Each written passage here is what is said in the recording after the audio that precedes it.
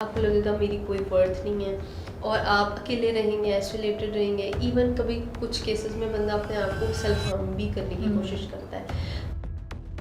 आप एकदम आपको कोई कोई बात करेगा, आप फ़ौरन ट्रिगर हो जाएंगे, आपको गुस्सा आ जाएगा या फ्रस्ट्रेट हो जाएंगे। ये चीज़ होती है, ये एक फेज़ होता है। इसको हम मेनिया बोलते हैं या इसको हाइपोमेनिया भी बोल सकते हैं। हाइपोमेनिया और मेनिया में डिफरेंस ये है। अगर आपकी फैमिली में या फ्रेंड्स में किसी को बाइपोलर डिसऑर्डर है तो कैसे रिकग्नाइज किया जाता है, कैसे उसका डायग्नोसिस किया जा सकता है कि अच्छा यार ये बंदा बाइपोलर डिसऑर्डर है। बाकी ये है कि अगर बहुत सिवियर है तो फिर उसको हम मेडिकेशन पे लेके जाते हैं। उसमें भी डिफरेंट मेडिसिन होती हैं। अस्सलाम वालेकुम। आज हमारे साथ मौजूद है एक माहिर नफ्सियात मिस अरीज असद। अस्सलाम वालेकुम, कैसी हैं आप? वालेकुम अस्सलाम, मैं ठीक, आप कैसे हैं? अल्हम्दुलिल्लाह। सबसे पहले आप अपना इंट्रोडक्शन दे दें और आपसे कंसल्टेशंस कैसे लेनी है वो गाइड कर दें। मेरा नाम अरीज असद है और मैं एक माहिर नफ्सियात हूँ और मुझसे कंसल्ट करने के लिए आप मरहम के ऐप के थ्रू कांटेक्ट कर सकते हैं। ऑलराइट। अच्छा, आज हम जिस टॉपिक पे बात करने वाले हैं वो ज़्यादातर लोगों को नहीं पता कि वो क्या है और उसके क्या सिम्टम्स होते हैं। सबसे पहले आप ये बताएं कि बाइपोलर डिसऑर्डर होता क्या है? अच्छा, बाइपोलर डिसऑर्डर एक मूड डिसऑर्डर है जिसको पहले मेनिया कहा जाता था। वो अब उसको बाइपोलर डिसऑर्डर कहा जाता है और इसके भी दो टाइप्स हैं, एक बाइपोलर 1 होता है और एक बाइपोलर 2 होता है। ऑलराइट। अच्छा, बाइपोलर 1 के क्या सिम्टम्स हैं और बाइपोलर 2 के क्या सिम्टम्स हैं? अच्छा, बाइपोलर अगर बेशक 1 हो या 2, एक चीज़ तो इसमें है, ये डिसऑर्डर जो है ना, इसमें फेजेस होते हैं। एक आपका फेज़ होता है जिसमें आप बहुत हाई और या बहुत कह सकते हैं इलेटेड मूड होता है आपका, जिसके अंदर आप खुश हैं, आप बात बहुत ज़्यादा कर रहे हैं, आपके थॉट्स बहुत ज़्यादा चल रहे हैं, आप सो नहीं रहे हैं, आप बहुत एनर्जेटिक एक्टिविटीज़ में इन्वॉल्व हैं।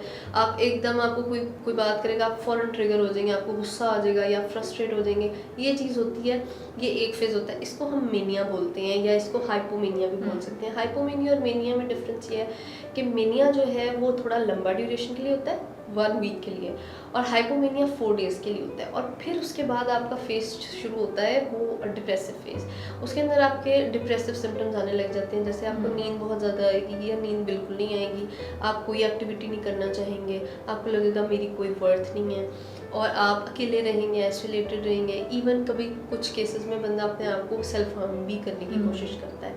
तो बाइपोलर 1 के अंदर मेनिया होता है और फिर डिप्रेसिव फेज होता है, जबकि बाइपोलर 2 में हाइपोमेनिया होता है और हाइपोमेनिया की ड्यूरेशन कम होती है। तो हम इस तरह से डिफरेंशिएट कर सकते हैं कि बेसिकली बाइपोलर 1 थोड़ा ज़्यादा सिवियर होता है और बाइपोलर 2 थोड़ा कम सिवियर होता है। ऑलराइट। अच्छा, अगर आपकी फैमिली में या फ्रेंड्स में किसी को बाइपोलर डिसऑर्डर है तो कैसे रिकग्नाइज किया जाता है, कैसे उसका डायग्नोसिस किया जा सकता है कि अच्छा यार ये बंदा बाइपोलर डिसऑर्डर है इसको?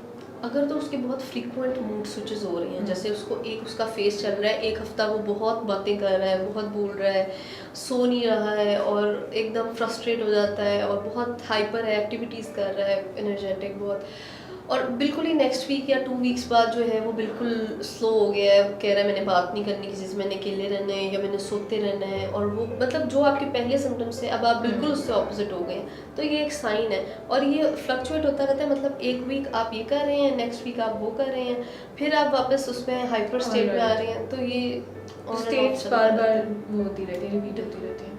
ऑलराइट, तो इसका ट्रीटमेंट क्या है? इसका ट्रीटमेंट ये है कि आप CBT, अगर हम थेरेपी की बात करें तो हम CBT रिकमेंड करते हैं, या इसके अलावा डिफरेंट साइकोथेरेपीज़ भी यूज़ की जा सकती हैं डिपेंडिंग ऑन द कंडीशन कि क्लाइंट की क्या कंडीशन है, वो हेल्प करती हैं। उसके अलावा ये है कि लाइफस्टाइल चेंजेस भी होते हैं, जैसे आपका स्लीप पैटर्न चेंज होता है, आपका ईटिंग पैटर्न चेंज होता है, आपकी लाइफ में कुछ ऐसे चेंजेस करवाए जाते हैं जो आपके लिए हेल्पफुल होंगे। बाकी ये है कि अगर बहुत सिवियर है तो फिर उसको हम मेडिकेशन पे लेके जाते हैं। उसमें भी डिफरेंट मेडिसिन होती हैं, जैसे बेंजोडाइज़ेपाइंस हैं या एंटीसाइकोटिक्स हैं, तो वो कंडीशन के हिसाब से दी जाती हैं फिर। ऑलराइट। उम्मीद है कि आपके इर्द-गिर्द अगर कोई ऐसा शख्स है जो बाइपोलर डिसऑर्डर का शिकार है तो अब आपको पता लग गया होगा कि उसको कैसे ट्रीट करना है। पूरी वीडियो देखने के लिए थैंक यू।